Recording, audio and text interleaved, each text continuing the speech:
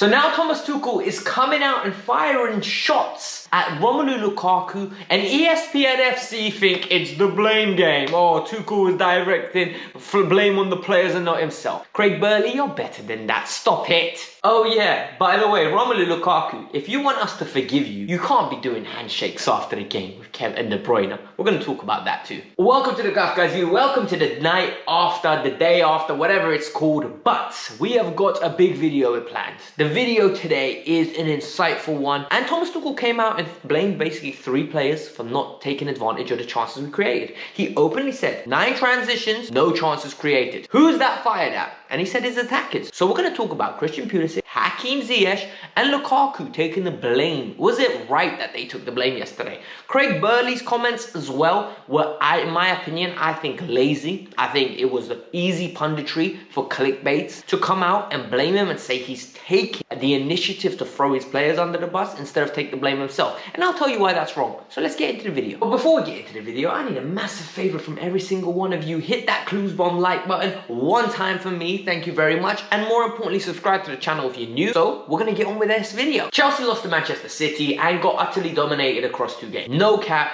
no filter. That's exactly what happened. They absolutely destroyed us against 2 games. Yet the narrative coming out the game is multiverse. Multiple people think different sections. For example, you have people like me that say Manchester City are just better than us. We need to be respectable and we need to appreciate greatness. Then you have people like Craig Burley who are coming out and say Chelsea underperformed and Chelsea were disgusting in the way they approached the game, and the way Chelsea played was reminiscent to a Burnley going to the Etihad, which I technically disagree with, because when Burnley go, they absolutely parked the bus. We posed a threat in the second half. It wasn't as great as we should have done. But this point from Burley really irritated. He's starting to cause controversy and he's trying to blame Thomas Tuchel for yesterday's performance, which in my opinion is terrible punditry. Because if you think about it, that wasn't on Tuchel yesterday. What was on Tuchel? Ziyech's performance, Pulisic's performance, Lukaku's performance was on Tuchel? No. If anything, the team was well structured, well organized. We were good in the half spaces. We were good at blocking out any potential room for them to create something and punish us. Yet it took one moment of magic, one, in my opinion, mistake from N'Golo Kante and Kepa in 90 minutes for us to be losing the game. People like Craig Burley on ESPN FC, I respect greatly. I watch that show on a regular basis before anyone says I am absolutely hating, because I'm not. I love that show. I just think he's trying to get a reaction out of us fans. He got the reaction out of me, frustrated me a little bit. He is right. Tuchel ain't perfect, but Tuchel's not coming out and throwing players under the bus. He was extremely positive on Chelsea FC, Chelsea TV after the game. If anything, he just says, look, it happens, we need to move on. He was proud of their attitude, and I was proud of their attitude as well. But I wasn't proud of the forward 3. And this is going to annoy a lot of you. So we all know Romelu Lukaku came out with an interview, and the interview was an impactful one. It sent shockwaves around. Chelsea had a little resurgence, a little reaction. But now for me, the important aspect here is, after a game where you lose to Manchester City, a lot of people will say, what Romelu Lukaku and Kevin De Bruyne did here is a slap in the face to Chelsea. Chelsea fans travel up to Manchester, they go see their team lose in a lackluster performance, yet you're out there doing handshakes. He's better with his hands than he is with his feet. Absolute ridiculous. Personally, I've got no problem with a handshake. I think it's his boy. He lives in another city, comes in, he sees him, gives him a hug, gives him a kiss on the pitch. Nothing wrong with that. The only issue here is, right, I think it emphasizes how far Chelsea and City are. And the reason I say that is because if this was a fierce rivalry, right? Chelsea and City are going for the title, fighting it out. After a game that Chelsea lose, this would be damning on Chelsea players. Lukaku would be hurt. Yet, in this game, after the game, he's happy enough to have a handshake and smile. It shows that the players don't believe they can win the league. We shouldn't believe they can win the league. This season is about improvement, development, and belief. It doesn't help when Thomas Tuchel comes out, though, and openly says, Lukaku needs to do better. Sometimes he needs to be the service. Sometimes he has to do this. And sometimes he has to retain the ball better. So everything I'm saying on this channel, Thomas Tuchel said in an interview for BT Sport. Now, what does this tell you? It tells you that Thomas Tuchel knows Lukaku's an issue. And in my opinion, Lukaku's only playing because he costs £100 million. I don't think Lukaku's good enough. And a lot of you will hate me for it. A lot of you will slander me for it. I said this when we signed him. Do I want Romelu Lukaku? I said no. Hell no. Never, ever, ever would I invest that much money into him. Because I told you guys, those numbers scored in Italy are inflated. The reason they're inflated is because he was a penalty taker. He took 5 or 6 penalties. He is a man that gets you 15 to 17 league goals a season. Whilst a lot of you would slap their hands off for 15 to 17 league goals, you need to remember a key element to those 15 to 17 league goals. The assists, the production from others, due to the surveillance of consistently improving Lukaku, diminishes. We will not be flourishing. We will not be winning a league title with a Romelu Lukaku. He is not good enough for Chelsea FC. We need to increase our production, and Lukaku is not the way of going. We were much better with Kai Havertz at false. We won the Champions League with Kai Havertz at false 9. Our best run this season has come with Kai Havertz at false 9.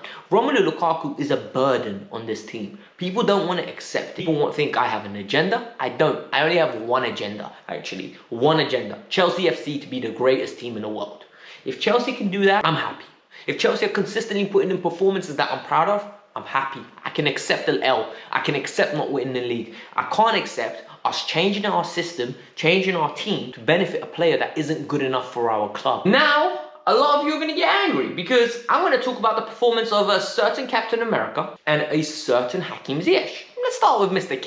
Captain America Pulisic. What do we always say about Christian Pulisic? Pulisic is a 15-minute player. He has 7 minutes in the first half, 7 minutes in the second half if we're lucky. And the reason being, Pulisic doesn't get involved in the game a lot. He doesn't demand the ball. He hasn't got the it factor. He hasn't got, yo, this is my team. I'm LeBron James. Give me the ball.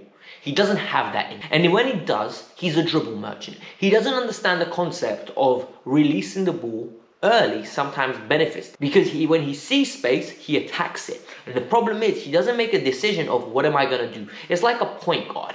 So when you think about it, right? In basketball, a point guard can't just go into space without knowing what he's going to do next. That's what the bad point guards do. They go in and then they decide, okay, what do I do now? Pulisic is the same. Runs occurring left and right, either side of him, yet his decision making is preposterous. He doesn't know what to do, doesn't release the ball, attacks die down, and next thing you know, we're in the mud. Absolutely in the mud. In the first half, Hakim Ziyech, and this epitomizes my views on Hakim Ziyech. Hakim Ziyech in the first half had 3 opportunities to play the ball through. All 3 times ruined it. And the reason he ruined it was because Hakim Ziyech is not good enough for Chelsea. He's not consistent. And people say, Alex, you're being harsh. He's got great technical skills. Yes, he's got great technical skills. He's got no consistency. He's got as much consistency as me. He attempts 100 passes, 7 come off, and everyone's happy. Everyone's happy. How can you be happy with that? Yesterday, there was a pass that he had to play to Romelu Lukaku. Overhit it. Another pass, hit the defender. Another pass, overhit it. You can't be doing that. You're 28 years old. You're meant to be Mr. Dependency.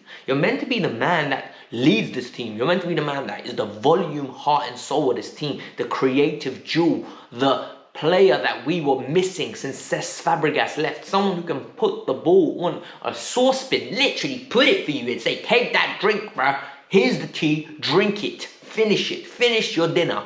He can't do it. He doesn't do it on a consistent basis. And a lot of you are going to say he plays in the wrong system. He does this, he does that. No, he's not good enough. He played for Ajax for that long for a reason. He played for Ajax and had one successful season when they had a Champions League run. And it's everything aligning. It usually happens. The stars align, you have a great run, and everyone got gassed. And guess what? We signed him for non-footballing reasons. We signed him to appease Frank Lampard. It's the sad truth. Nothing at Chelsea Football Club will change until Chelsea start acquiring the correct players. And sadly, you're going to say I'm scapegoating the 3 of them I selected. But I'm not, because this is something I've seen far too often.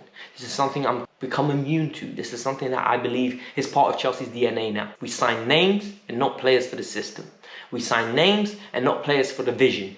We sign ideas instead of reality. We sign the idea of Romelu Lukaku, the idea of Hakim Ziyech, the idea of Christian Pulisic, rather than the reality of what they are. What are they? Romelu Lukaku, a top 6 player, pushing top 4 at best. Hakim Ziyech, Arsenal standard under Wenger. Inconsistent, not good enough. highlight reel player. Christian Pulisic, a marketing tool, great ability, however inconsistent and can't stay fit for long periods of the game. What have we signed? £190 million dropped down the bin, yet everyone's going to tell me, Alex, you're being extremely negative. What's there to be negative about when the reality is we're not moving forward as a club? We're stagnating, we're signing stopgap players, and we're signing players that is going to arguably cost us one of our greatest managers of all time. Tuchel in 1 year has achieved more than certain managers have achieved in 3-4 years at this club. He has rejuvenated the fan base. We have all become on the same page, and some of us might be angry with the usage of other players, but one thing is for certain, these 3 players carry a big chunk of the burden for yesterday's performance and their performance since they've joined. Lukaku can be doing his handshakes. I don't care. They don't matter to me. You know what matters to me? His performances on the pitch. He needs to be better. £100 million man needs to be Karim Benzema, Robert Lewandowski, Erling Haaland, and even Harry Kane. In Harry Kane's worst season, Harry Kane is better than Romelu Lukaku. Let that sink in. Hakim Ziyech, I'm lost for words with him. Christian Pulisic, I don't know what's wrong with you, bro, because there is a player in there, but you're not getting that, and I want to see that. People, hit the like button, subscribe to the channel, and I'm going to talk to you guys later. Peace out, I'm out. Make sure you hit that like button.